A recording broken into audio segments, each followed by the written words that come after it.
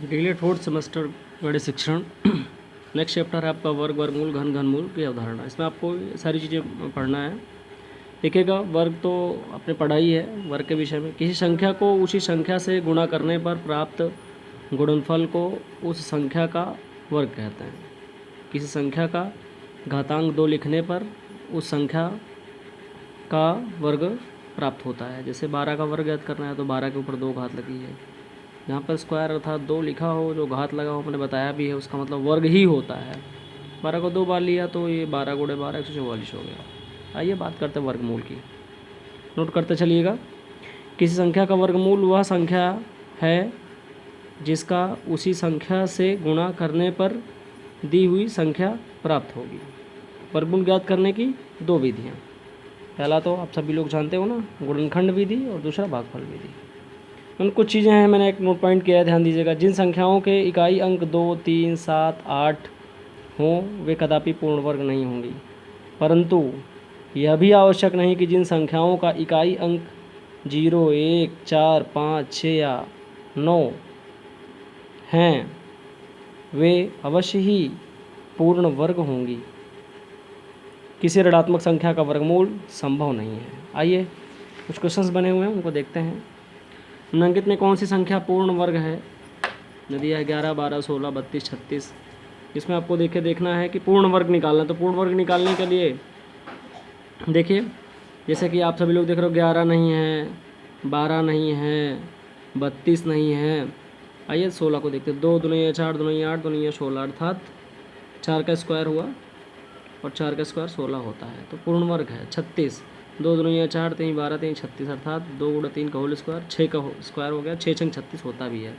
इस प्रकार करके बन गया। देखिए इसमें 11, 12, 32 पूर्ण वर्ग नहीं है, क्योंकि किसी संख्या पर 2 का घातांक लिखने पर 11, 12 और 32 नहीं प्राप्त होता है। डायरेक्ट ही आप इसको निकाल भी सकते हो, जो बचा है वही उसका वर्ग हो जाएगा। गुणनखंड विधि से वर्गमूल ज्ञात करना। क्वेश्चन दिया हुआ है 16। मान लीजिए 16 का निकालना है, तो आपको सबसे पहले क्या करना होगा? 16 का गुणनखंड करिए। 2 अठे 16, 2 चौके 8, 2 दूनी 4, 2। जब तक कि मैंने बताया है, नीचे अगर 1 जब तक नहीं आ जाता तब तक हम इसे संख्या को काटते रहते हैं। इस प्रकार हमने लिखा यहाँ पर, और देखिए चूँकि वर्ग है तो 2 2 का सेट बना लिया है। पेयर बनाने से हमें क्या होता है, या तो हम वर्ग लिखें तो हमारा ये जो रूट का निशान है ये हट जाएगा, या हम एक एक संख्या को देखिए, 2 2 इंक्लूड है तो इनमें हमने एक एक संख्या को निकाल लिया और ये बना 4। इस प्रकार हमारा ये वर्गमूल हो गया। 196 दिया हुआ है।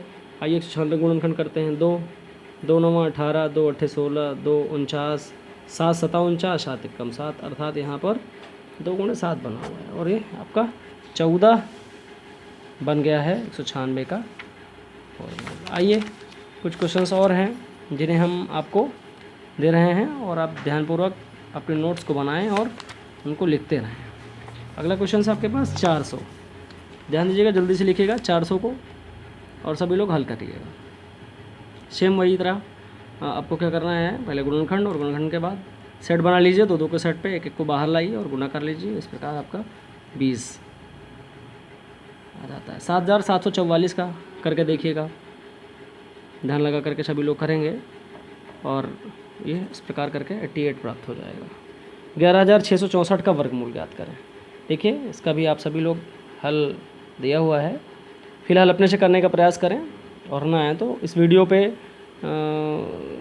देख करके इसका सहारा लेकर के हल करने का प्रयास करें। जब तक 1 नहीं आएगा तब तक आपको गुणनखंड करना है। इस प्रकार करके सेट्स को बाहर किया, 108 प्राप्त होता है। कुछ क्वेश्चंस मैंने दिया, इनको नोट करिएगा, और नोट करके इनको भी हल करने का प्रयास आप सभी लोग करिएगा। जैसे कि यहाँ पर दिया हुआ है 36,144 का गुणनफल विधि से गुणनखंड विधि है, गुणनफल विधि से वर्गमूल ज्ञात कीजिए। अगला क्वेश्चन है 4900, 4900 का गुणनफल विधि से वर्गमूल ज्ञात कीजिए। 289 के वर्गमूल में कितने अंक होंगे? ध्यान दीजिएगा, प्रश्नावली के ही क्वेश्चन हैं ये सब, जो मैं हल भी किया हूँ, और ये जो आपको दिया हूँ आप सभी लोग इनको हल करिएगा। 1728 का घनमूल। ध्यान दीजिएगा, घनमूल अर्थात जिसकी 3 घात हो, जिसे आप क्यूब कहते हो, मैं उसकी बात कर रहा हूँ, उसको हल करने की चर्चा है। तो घनमूल गुणनखंड विधि से आपको करना है। अगला क्वेश्चन है 2401